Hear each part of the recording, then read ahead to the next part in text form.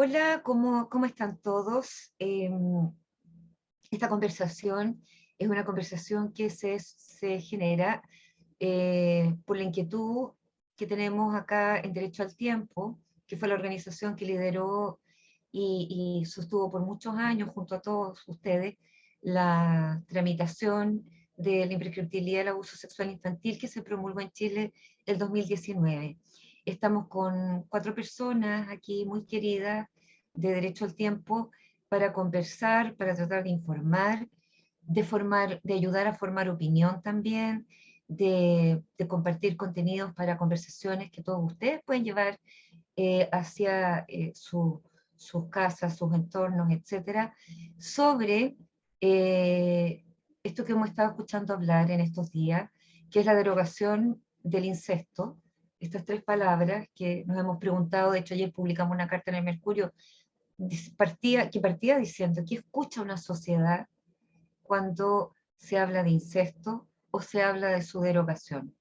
Esta indicación de derogar el incesto es parte de una ley más grande que se está tramitando en el Senado en este minuto, que ha sido conocida como sin consentimiento violación.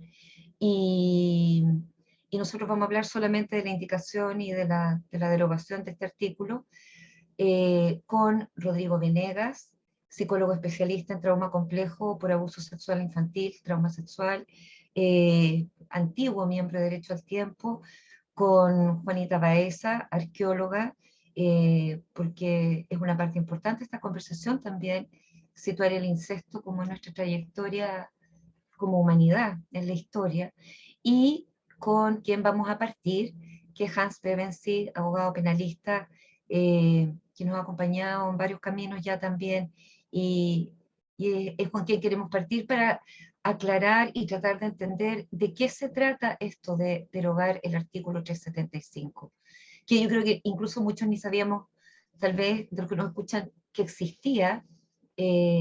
Tanto nos han dicho que estaba en desuso, que seguramente se había hasta olvidado. Pero eso, Hans, ayúdanos a entender. Bueno, primero que todo, saludar a toda persona que se esté tomando el tiempo Mm, de vernos y de escucharnos. Y bueno, comentar, como tú bien decías, esta es una indicación que viene en un proyecto de ley que es más amplio, que se llama Sin consentimiento de violación, que justamente este proyecto de ley lo que busca como núcleo es separar las conductas que son consentidas de conductas que puedan ser abusivas, evidentemente como el estupro y la violación, y amplía el ámbito de aplicación del estupro, en este momento desde los 14 a los 18 años, a víctimas también mayores de edad. ¿Ya? Con esto se genera un sistema de que si no hay consentimiento, evidentemente como dice el nombre del proyecto, o es violación o es estupro. ¿Ya? Para quien no sabe la diferencia entre la violación y el estupro, en términos muy generales, la violación es un acceso carnal con fuerza, con violencia, con intimidación, muy general. Me retaría el profesor de Derecho Penal si lo explico de esta forma en la Facultad de Derecho, pero es para que se entienda claramente. Y el estupro es una relación también de carácter sexual, pero en que existe una posición de dominación, una posición dominante entre quien sería, bueno, el agresor y la víctima. ¿Ya? Efectivamente, con esto quedarían cubiertos muchos de los supuestos, casi todos los supuestos de agresión sexual, pero no todos. ¿Ya? Es en este contexto que se presenta una indicación en que se dice, bueno, el incesto, ¿qué es lo que tipifica? El incesto no tipifica conductas abusivas ni conductas de violación, sino que tipifica conductas que son consentidas, con consentimiento, entre mayores de edad. ¿Qué es lo que dice el legislador? Bueno, si nosotros queremos hacer un sistema en que se sanciona la violencia, la fuerza, la intimidación y el abuso de poder, este delito no tiene mucho sentido porque dice el legislador, o pensaron el legislador, ¿qué nos importa a nosotros y qué nos metemos nosotros si dos hermanos de 35 años quieren pololear? Pongámoslo en eso. Ahora, esta discusión, y es lo que decíamos en la carta, no es tan sencilla, y no es tan sencillo verlo así porque evidentemente, y esto, evidentemente pueden ahondar ustedes, ¿qué pasa? La gran mayoría de estos incestos, que pueden ser una relación consentida entre adultos, vienen de abusos de la niñez, vienen de abusos pasados. Eh, yo el día de ayer estuve leyendo, es un ejercicio bastante simple, poner en Google y poner condena por incesto, y efectivamente yo veía que en Chile casi no hay, en Chile casi no hay registros tampoco de cuántas causas por incesto tiene el sistema, porque entendamos que las causas, por ejemplo, con un papá, pongámosle 30 años, y una niña de 5, eso va a ir siempre como violación, etiquetado en el sistema, como decíamos antes. No hay registros, pero veía que las condenas internacionales, vi una de Canadá, por ejemplo, que decía un padre de 40 con una hija de 20 y se había develado el incesto porque habían sido padres juntos, tenían un hijo en común.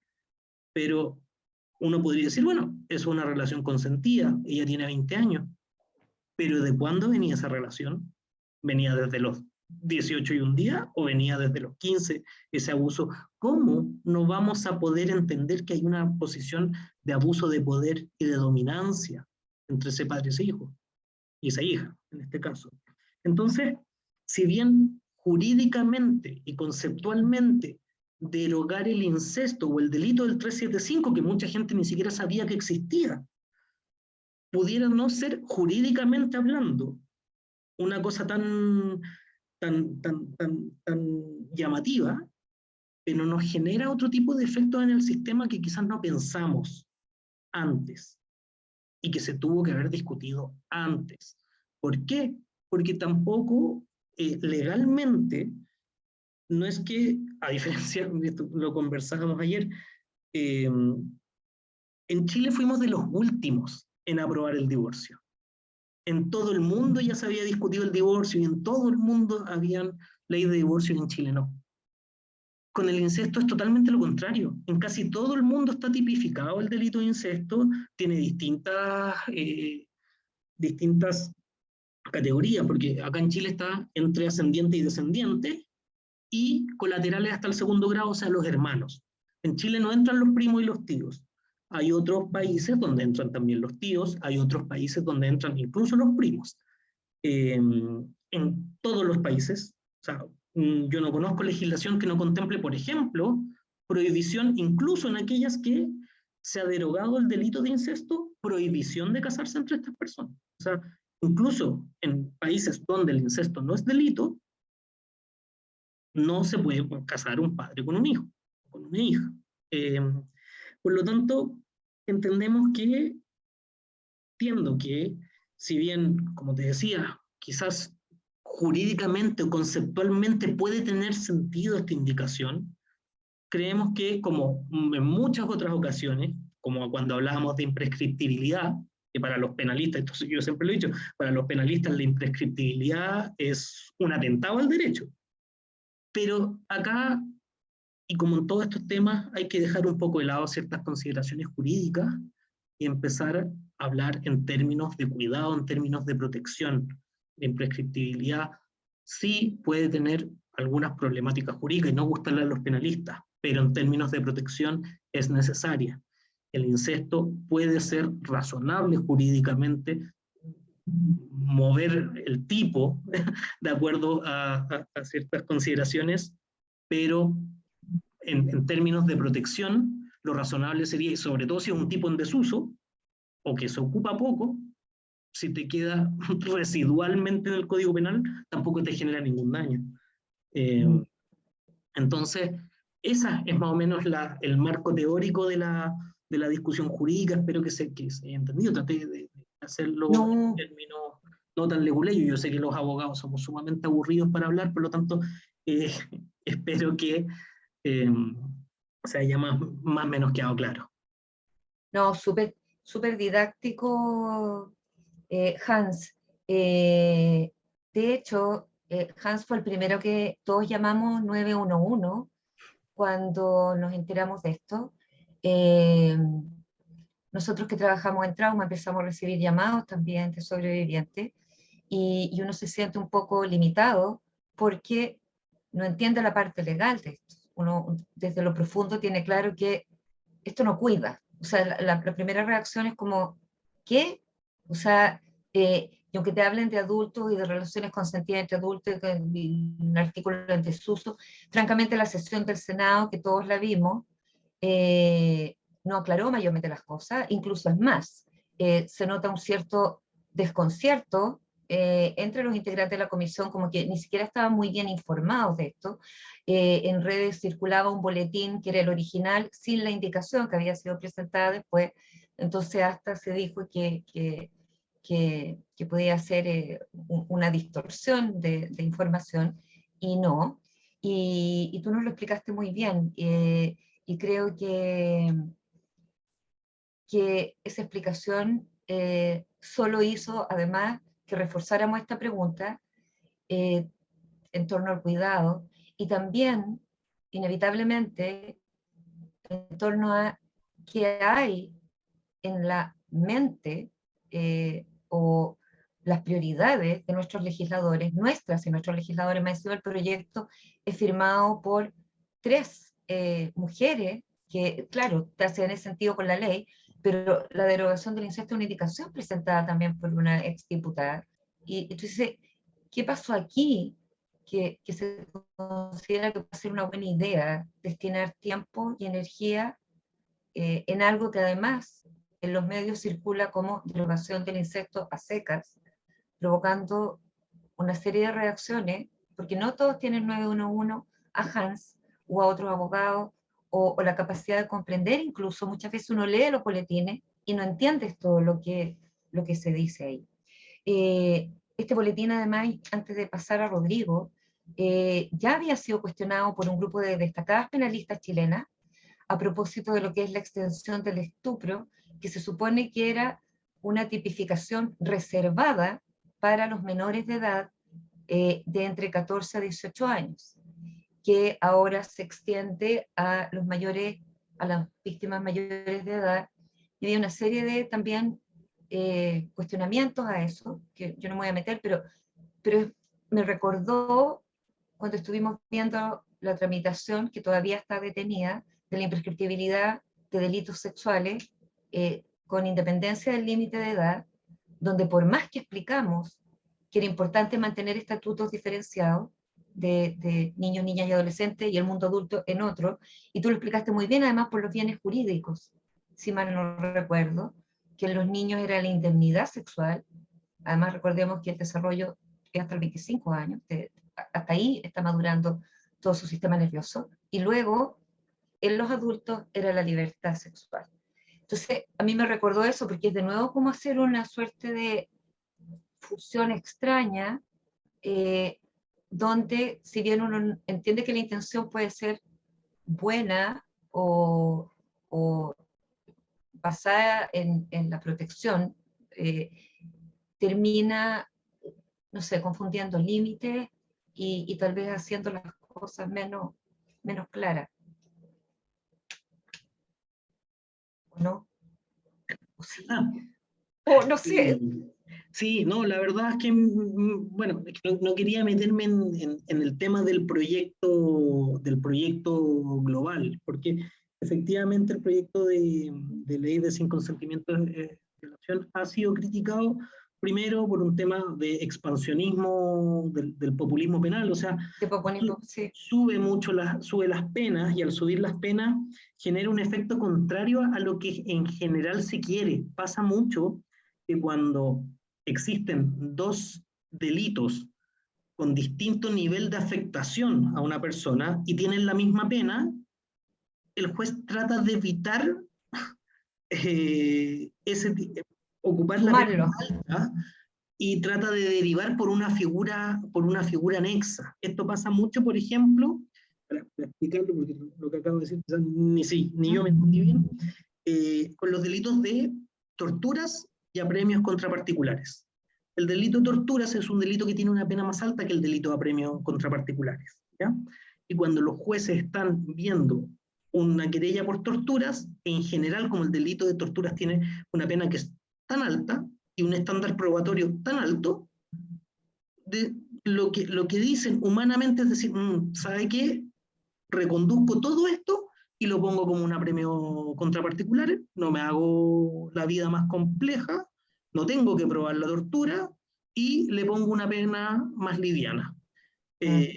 Y justamente digo, bueno, yo quiero condenar, porque entendamos que muchas veces uno puede, hay una ley, hay forma de fundamentar las sentencias y todo, pero los operadores del sistema jurídico somos humanos. Y muchas veces un juez puede decir, ¿sabe qué? Quiero condenar, pero no tengo elementos para condenar por tortura. Y entonces, ¿qué es lo que hago? Ya como no tengo pruebas, voy a condenar por un delito menor, voy a bajar la pena, o voy a tratar al revés, no tengo un apremio, pero no quiero condenar tan alto, y empiezan a quedar estas figuras a usarse menos. El delito de tortura es una figura que se ocupa de verdad bastante poco, se ocupa los apremios contra particulares, y en este contexto, en este proyecto de ley, se equiparan las penas de la violación y el estupro, que son conductas que mirados desde el punto de vista jurídico, disvalor de la conducta, son conductas que son disímiles, no se pueden equiparar.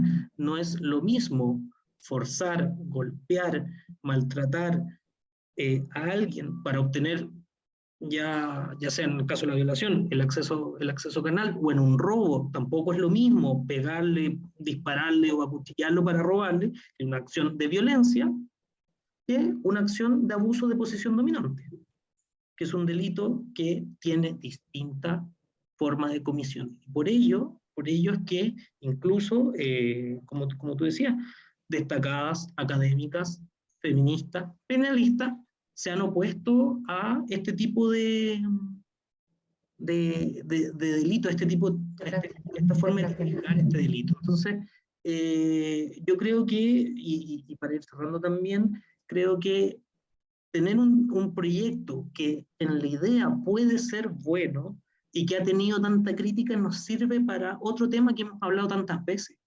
Creo que necesitamos ya no ir poniendo proyectos de ley artículo por artículo, que es lo que hacemos siempre. Modifíquese este artículo, agréguese ese otro, y esto nos descompagina un poco el Código Penal. Entonces, metemos otro proyecto de ley. Creo que es momento de revisar, hacer una revisión más lata de un proyecto de ley que articule bien todos los delitos de violencia sexual contra mayores de edad, contra menores de edad, y tener un texto armónico para que no generemos este tipo de discusiones cada vez que queremos. Entendamos también que hace, ¿cuánto fue? 3 semanas, un mes, teníamos una discusión también por el cambio al 365. Entonces, la verdad es que se echa de menos un trabajo más de fondo, más integral, Sí. exactamente.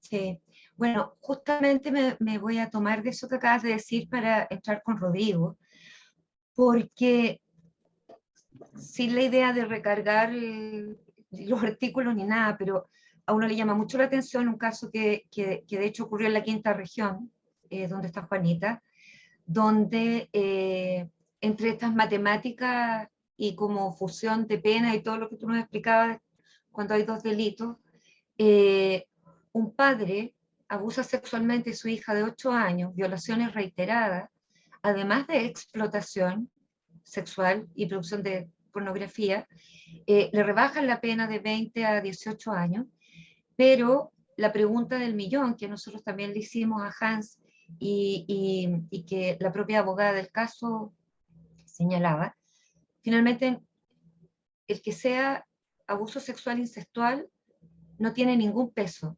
Y a uno le llama la atención que ya no teniendo ningún peso, ninguna existencia, más encima se quiera derogar la única referencia a esto que existía en el Código Penal. O sea, ante la eventualidad de lo que hablábamos, abusos sexuales infantiles arrastrados, incestuales arrastrados hacia la adultez, nada. Y nosotros, y por eso está Rodrigo, Sabemos o hemos ido entendiendo a lo largo de las carreras y el ejercicio profesional y el trabajo con sobrevivientes, que hay diferencias en lo que pasa, en las complejidades de lo que ocurre cuando ese abuso sexual ocurrió a manos de un extraño, de un total extraño, versus intrafamiliar o en entornos cercanos, y más aún cuando son padres o madres biológicas o padres y madres para todo efecto de ese niño o niña quienes han cometido el abuso. De eso me gustaría preguntarte, Rodrigo, porque claramente acá no hubo mayor pregunta sobre ese arrastre, ni tampoco sobre trauma complejo, con toda la evidencia científica que hoy existe, desde la neurobiología, la psicología del trauma o la propia ciencia jurídica. Sí, estaba escuchando a Hans, movía la cabeza de lo que entendía, muy claro todo Hans, así que nada, nos ayuda a todos los que no sabemos del tema. Y ciertamente, Vinca, muy de acuerdo, o sea, la experiencia incestuosa en general,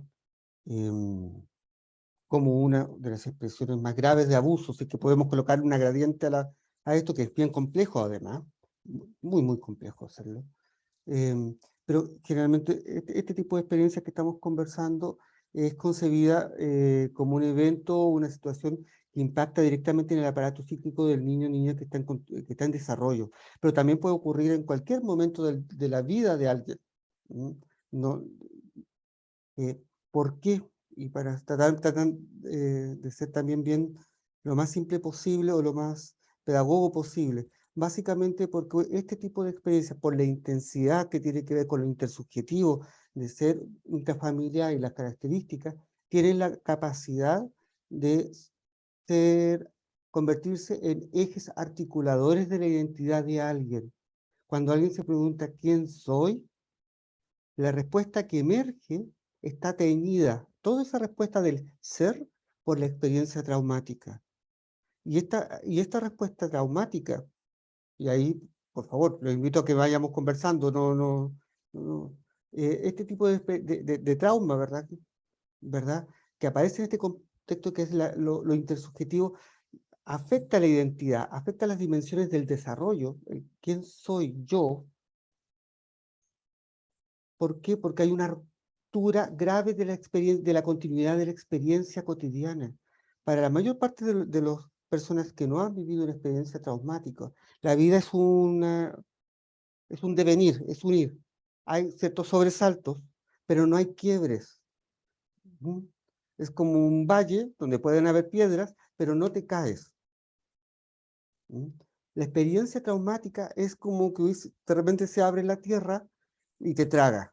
Y no tienes ejes que te permitan articular qué está pasando, por qué está pasando, y terminas muchas veces diciendo, yo tengo que haber hecho algo para que esto pasara, porque no tengo respuestas. Y por eso yo les decía este tema del eje articulador de la identidad. ¿Quién soy? Soy alguien abusado, soy alguien sucio, y vamos empezando a usar palabras que van conectando con otras palabras en nuestra cultura. Entonces yo soy alguien sucio, soy alguien malo, soy alguien... Y vamos juntando palabras que van construyendo una identidad que finalmente afecta justamente el territorio de lo psíquico. Pero no solo este espacio de lo mental, de la identidad, de lo psíquico, sino que para que emerja esto, finalmente es un quiebre central en el sistema de cuidado y protección, que es lo que va a sostener también el daño.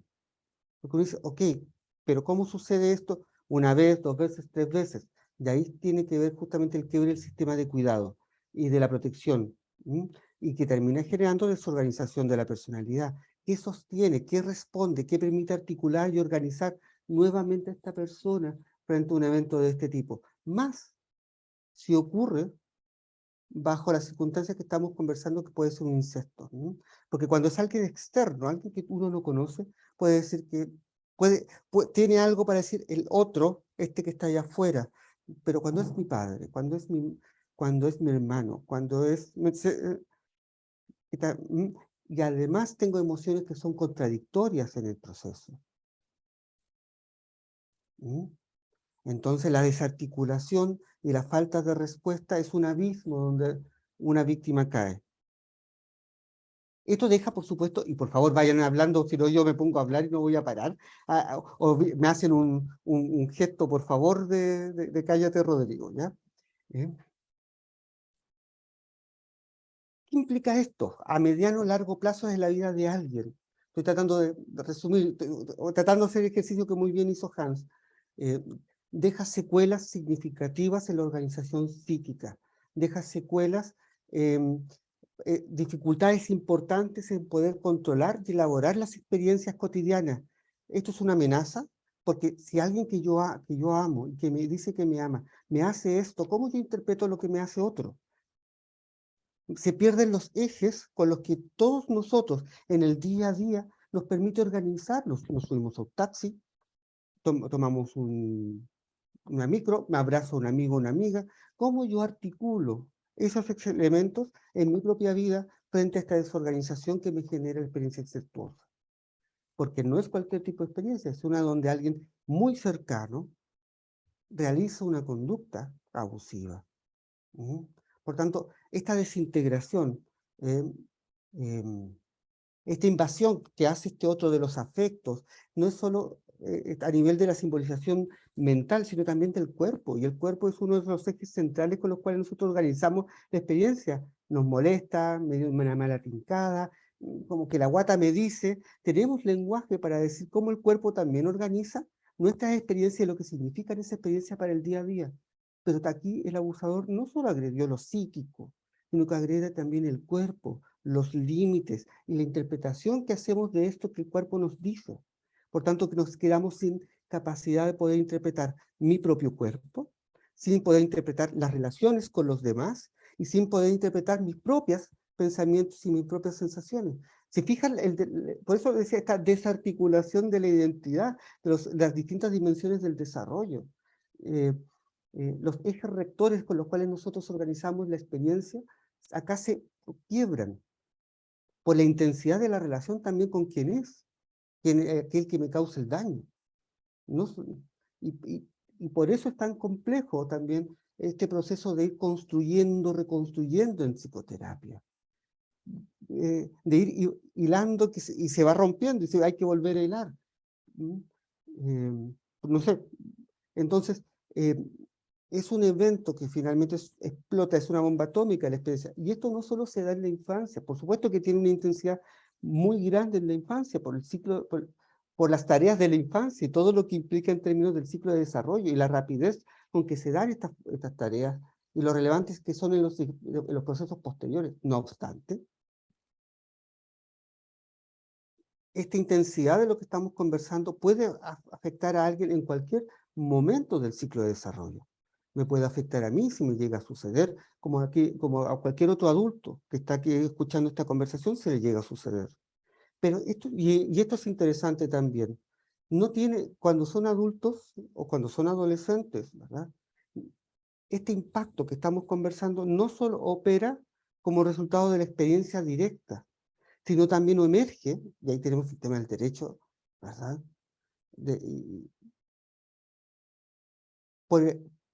Porque yo puedo recordar algo que me sucedió, y esto que yo tenía a veces bloqueado, o no lo tenía elaborado, algo que sucedió en mi infancia, pero yo ya adolescente, o mujer adulta, o hombre adulto, vuelvo a mirar eso y me doy cuenta de que esto fue una agresión sexual. ¿Y quién fue el responsable? Y el horror que emerge me actualiza todo esto y hace que esto explote ahora. Aunque haya vivido hace mucho tiempo, yo lo haya olvidado, lo haya negado, haya disociado, use la palabra que quieran. Entonces, no es necesariamente una experiencia que tiene que estar, para que estos eventos que estoy conversando emerjan, no requieren necesariamente que uno esté ahí en ese momento.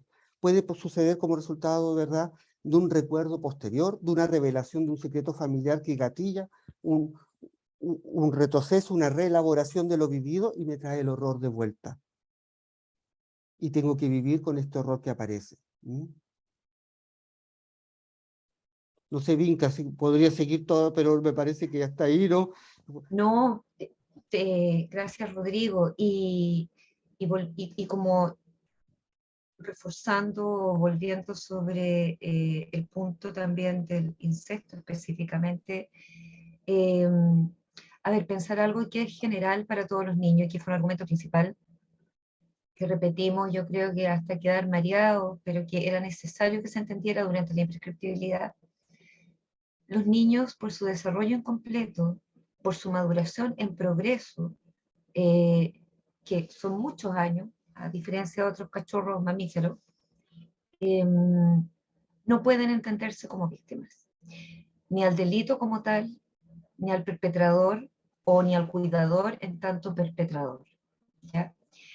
Si además, porque todo el mundo adulto es cuidador, hay una dependencia inexorable de los niños y niñas en relación al mundo adulto, eso es todo el mundo adulto, pero cuando además eso está dentro de tu casa y es la relación más cercana que tienes, padre, madre o los propios hermanos, es todavía más difícil poder hacer esa comprensión, que ya es imposible para la niñez, me refiero ya cuando se llega a grandes, y ahí, porque es inescapable, la experiencia ya es inescapable, pero es todavía más inescapable.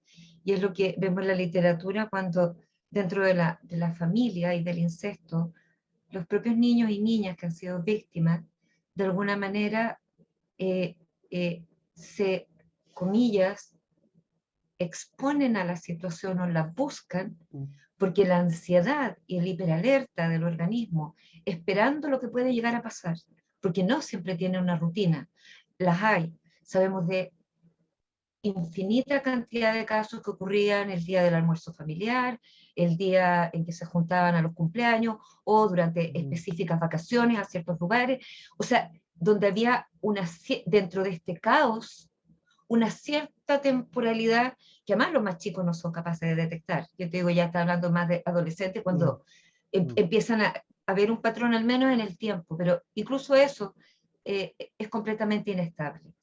Pero cuando ni siquiera está eso y el abuso se da en el incesto como un asunto de oportunidad, en además la disponibilidad continua de los miembros de la familia en un hogar, es terrible para los chiquititos, y para los niños, niñas y adolescentes.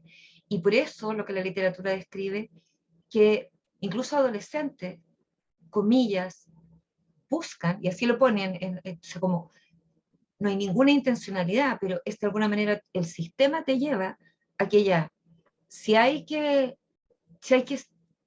como sumergirse en el océano Antártico, mejor ahora que estar con el tum, tum, tum, tum, tum, tum, de cuándo ir a hacer. Y ya de alguna manera ocurre el evento, el niño o niña puede continuar con otras cosas, hacer la tarea, jugar, porque el mundo infantil continúa y puja también, a no ser que esté un niño o niña completamente deprimido. Y como si no fuera poco, esa inescapabilidad del incesto o del abuso intrafamiliar dentro del hogar. Incluso aunque esa relación de abuso de poder, porque hay una relación de abuso de poder ahí, o sea, hay dos seres humanos relacionados. No estoy hablando de un vínculo, ni mucho menos como en el sentido que lo hablamos en general. Cuando se arrastra la adultez, no tenemos cómo saber, ya decíamos, que ya dinámica está establecida dentro de esto que es perverso psicológicamente hablando, pero incluso aunque se interrumpiera antes, ¿ya? Incluso aunque, como en muchos casos, cuando se sale del hogar, termina el incesto, o cuando los adolescentes llegan a la mayoría de edad y pueden, no sé, salir a vivir en otros países, por ejemplo, a la universidad, a la pensión, qué sé yo, y hay como un corte que es involuntario, pero que se da por las etapas del crecimiento, el abusador incestual o de la familia no desaparece así nomás. Va a seguir ahí.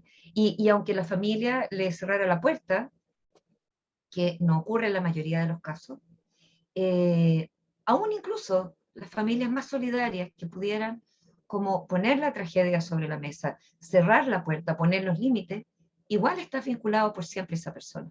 hay una cuestión, hay un peso genealógico del cual es imposible desconectarse, hay preguntas, hay recuerdos, muchos sobrevivientes, muchos y muchas sobrevivientes relatan lo difícil que es la continuidad del vínculo familiar con las generaciones que siguen, los hijos de ellos, nietos, los llevas, no los lleva. A veces la propia familia, por no ver la tragedia, excluye a la víctima sobreviviente y con ello a sus hijos, que se preguntan desde chiquitito, porque yo no puedo ir a todas las fiestas de la familia, todos los cumpleaños, todos los aniversarios, en fin.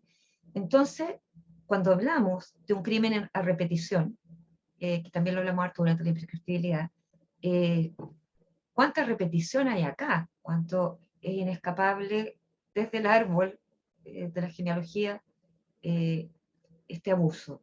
Y ahí uno se pregunta con mayor razón cómo es posible que no existan distinciones, que no existan agravantes, y que encima se dé la idea de derogarlo. Yo agradezco mucho a Rodrigo porque además es un hecho público, yo también soy sobreviviente, entonces me gusta escuchar a mi colega en esto, pero yo también trabajo en el tema. Y claro, estamos hablando de una devastación, de un abismo, como tú dijiste, ¿sí? Un precipicio del que hay que hablar, del que hay que hacerse cargo, lejos de ayudar a evaporarlo, como borrando este artículo, por anticuado, mal redactado, como sea que esté, nos hace un flaco favor. Y más aún en tiempos donde uno ve, y aquí quiero entrar con Juanita, si es posible, donde uno ve un cierto como desafección en relación al tema del incesto, porque desde este discurso de, por último, los adultos tienen derecho a hacer lo que quieran mientras sean relaciones consentidas, ignorando que pueden ser ya abusos de poder y dominación y abuso sexual incestuoso desde hace muchos, muchos años, desde muy chiquitito, como el punto ciego de la niñez, el punto ciego de lo que pasa ahí.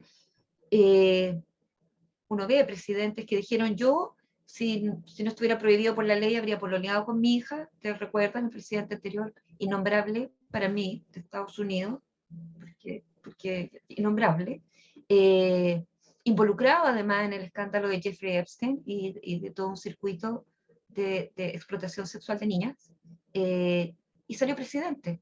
O sea, ¿qué más desafección que esa?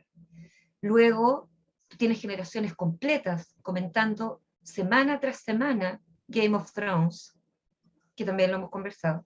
A mí mi hija me advirtió, no lo veas mamá, cuando yo supe que venía esa serie de la cual todos hablaban, no la veas mamá, porque es violenta, porque tiene muchas violaciones, yo ya en violenta ya era como no gracias, pero además tiene relaciones incestuales.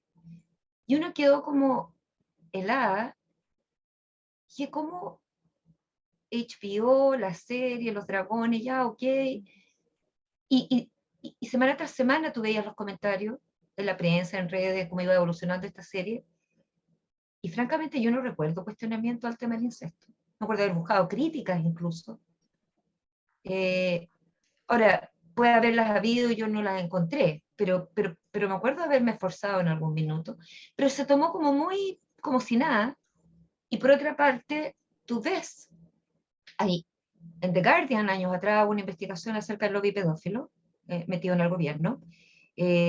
Tú ves esta insistencia en que esto sería otra orientación sexual más, otra identidad sexual más, no realmente algo reprochable, condenable, destructivo, a niveles de los que tú lo presentaste, Rodrigo, así como un tsunami arrasador del aparato psíquico, del cuerpo, del sentido del ser, de todo. O sea, y tú miras esto, bueno, me vuelvo, perdón lo catete, pero cómo esto se le pasa a nuestros legisladores, o sea, más aún en todo este contexto.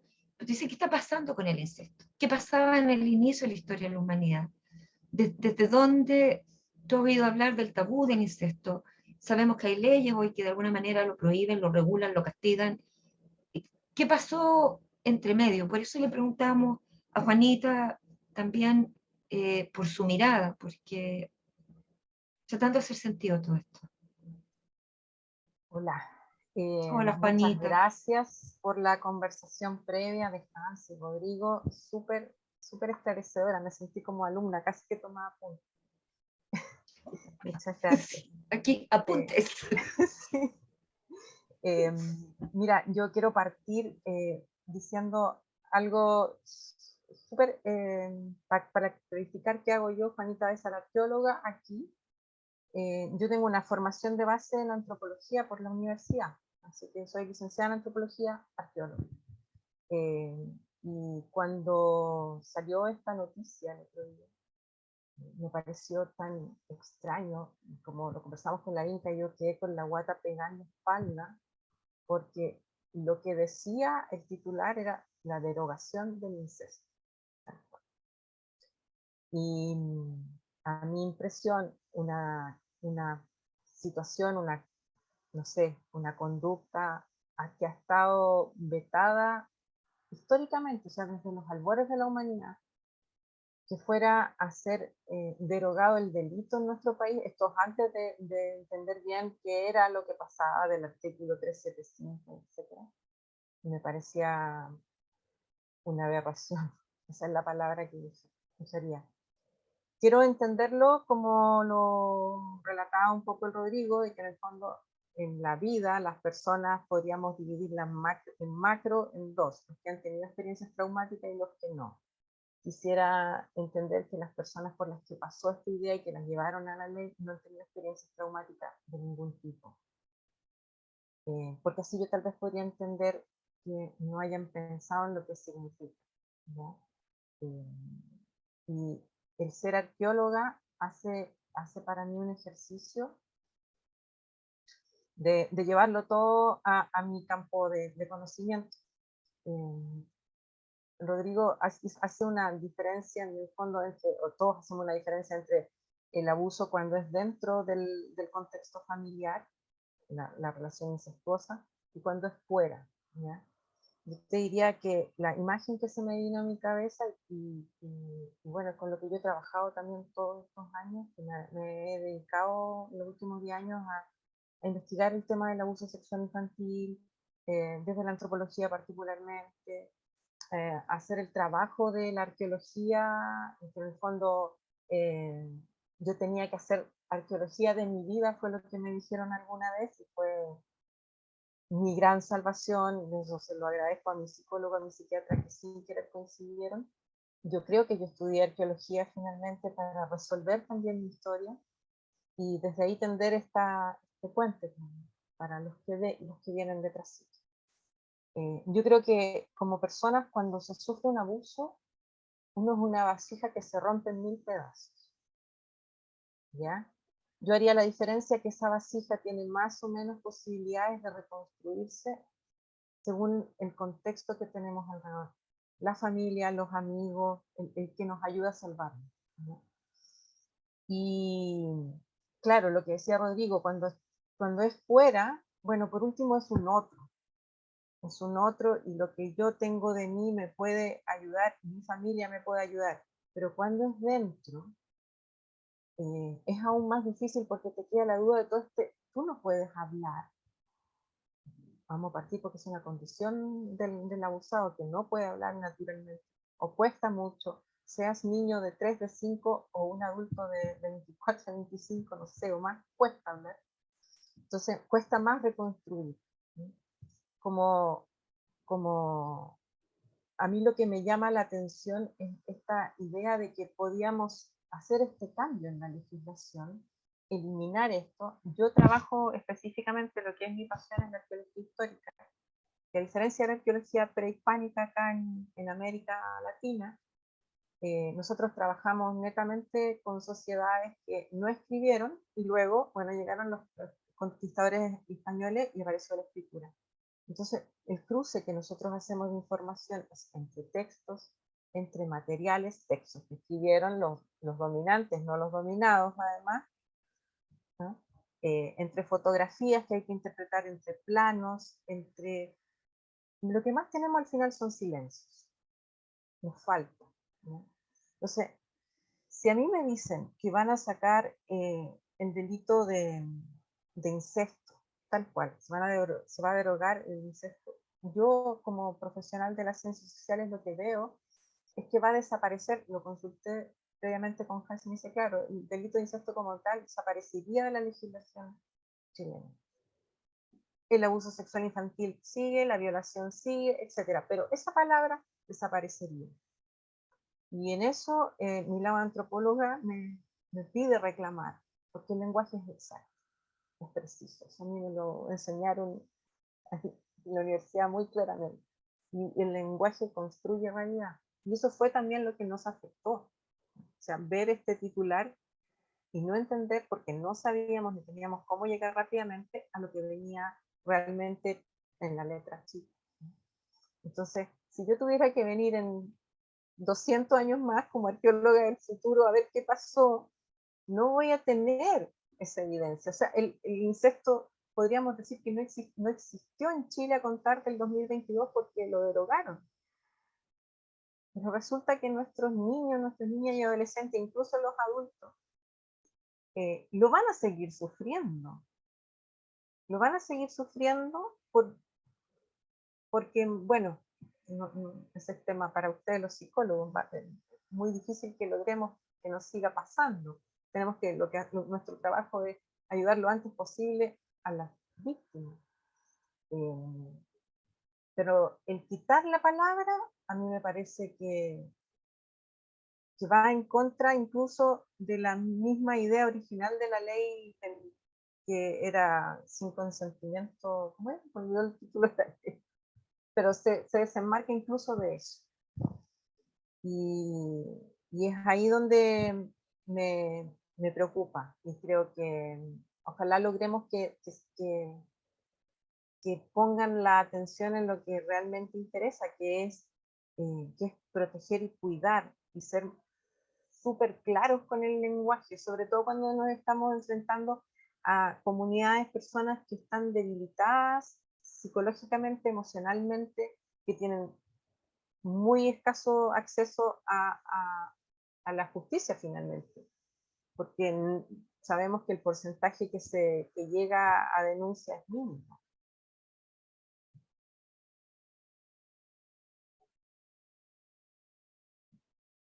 No sé si me siguieron el hilo. No, totalmente. Me gustó mucho esa imagen de los 200 años. Si volviéramos y viéramos que esto pasó, y del acceso a la justicia, sí.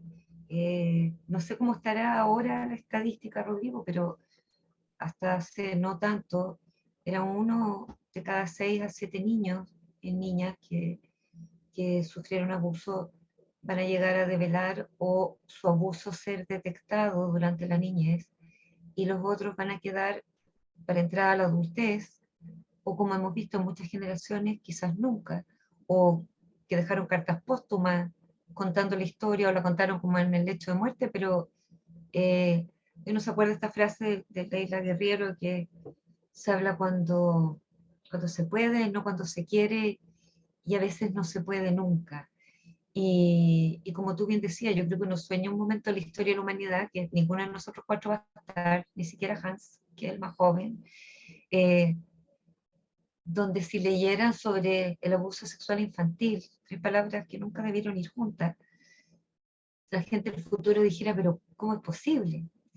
Nosotros no creo que veamos esto, pero seguimos remando, y creo que el gran valor es que hay una sociedad que ha ido avanzando en esto.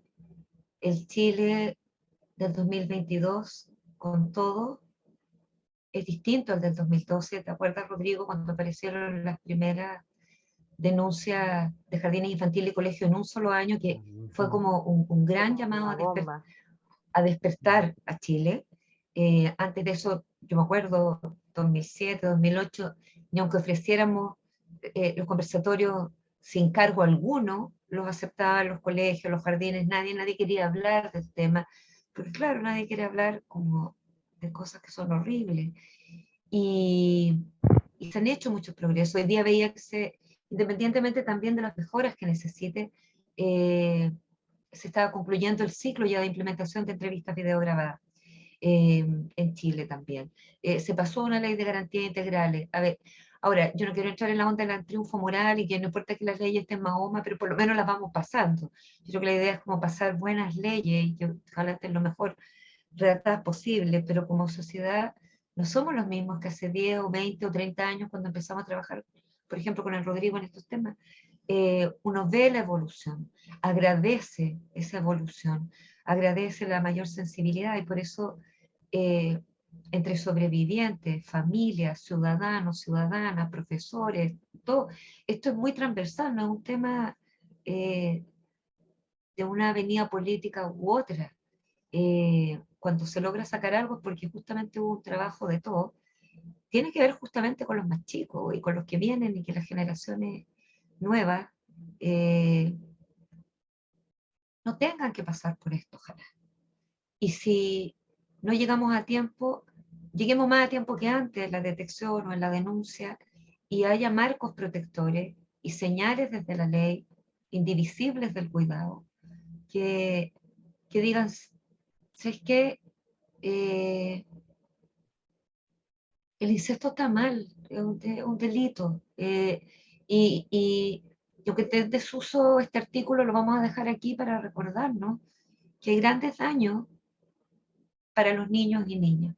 Que hay abusos sexuales que cruzan a la adultez, que no tenemos cómo saber. Y que sí, es cierto que hay un tema con el consentimiento entre adultos, pero también hagamos la pregunta de dónde vienen las historias, qué pasa con todo eso, cómo irradia. Yo creo que más allá de los juicios de valor o los sojuzgamientos, hay como preguntas del cuidado que se nos atraviesan todo el rato. Esto es lo que más cuida, esto es lo que más nos ayuda en el florecimiento de la vida de los más chicos, en descubrir el mundo, descubrirse, en un mejor vivir, etc. Ese ha sido como el sentido de esta conversación también. En un país que ha pasado por varios ciclos traumáticos sociales, no, igual a uno como que le da un poco, pero no es la idea inflamar más, sino que hacer la alerta a tiempo, que esto se revise y que como decía Hans, pensemos de manera como un horizonte más expansivo, donde realmente se puedan proteger a la niñez, niños, niñas y adolescentes, a los adultos, a todos de esta violencia arrasadora, no hay palabras para describirla, en niños, en adultos, en quien quiera que la viva, en adultos mayores también, que es otro tema que nos falta harto hablar, desde los abusos sexuales, en situaciones de mucha indefensión, los dos extremos de la vida, por la llegada y la salida, el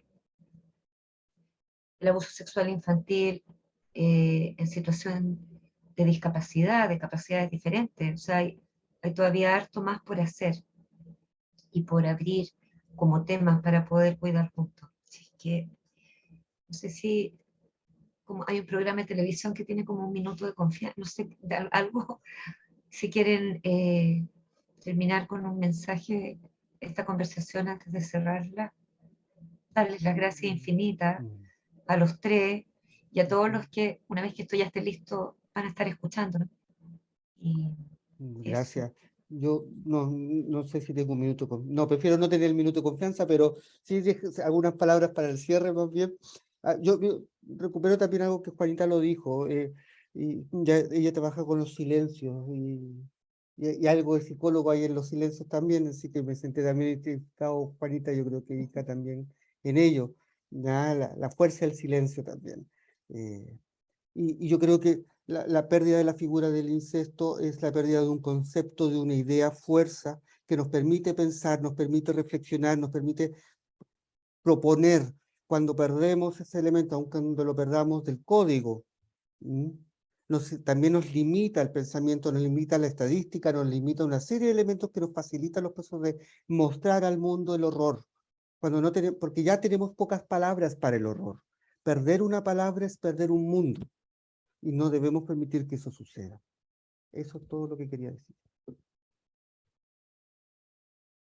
Sí, sí.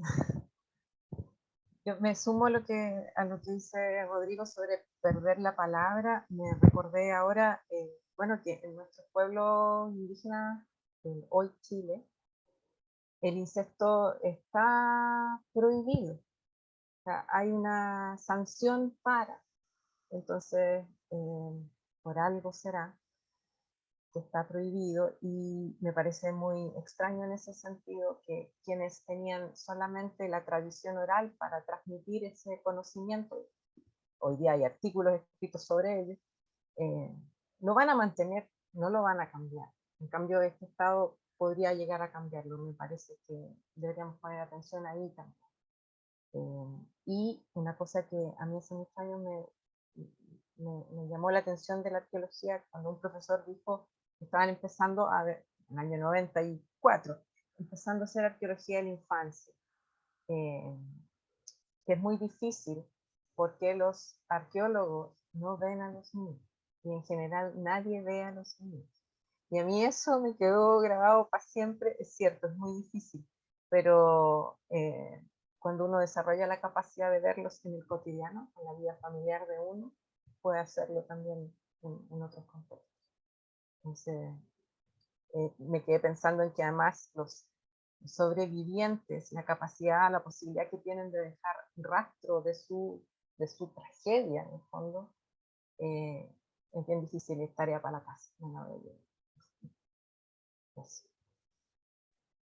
Yo, bueno, para terminar quisiera agradecerles a todos. Para mí siempre es un honor compartir con otros cientistas sociales y escuchar desde su experiencia, desde sus profesiones, porque efectivamente mi mensaje va en ese sentido. Yo creo que los abogados muy malamente yo no me voy a sacar del grupo, nos hemos subido a un pedestal que quizás no nos corresponde ni que no debiésemos tener.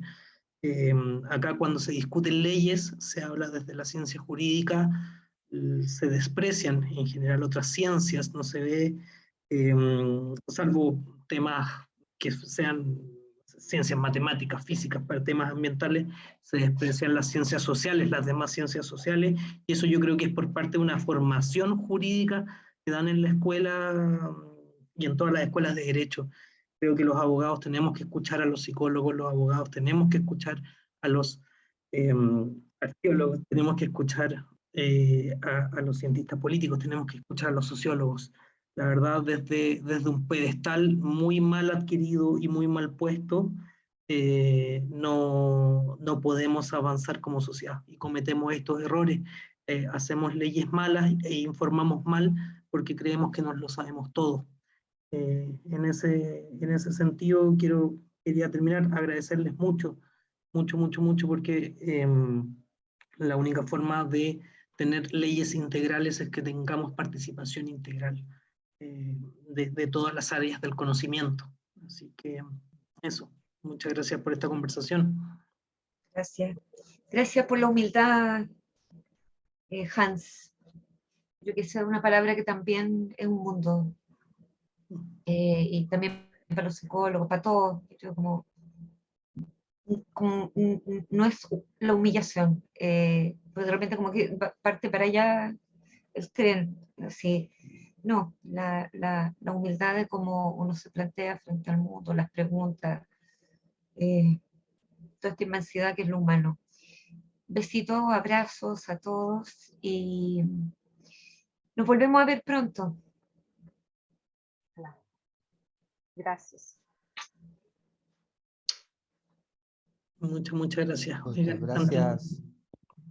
Antes de cortar voy a sacar una captura de pantalla, pongan todos su mejor cara para que le pongamos una portada. Y ahora me despido. Chao, chao. Ya. Muy bien. Ya. Chao. Chao, que Besitos, estén bien. chao. Gracias. Chao, gracias por Gracias. todo.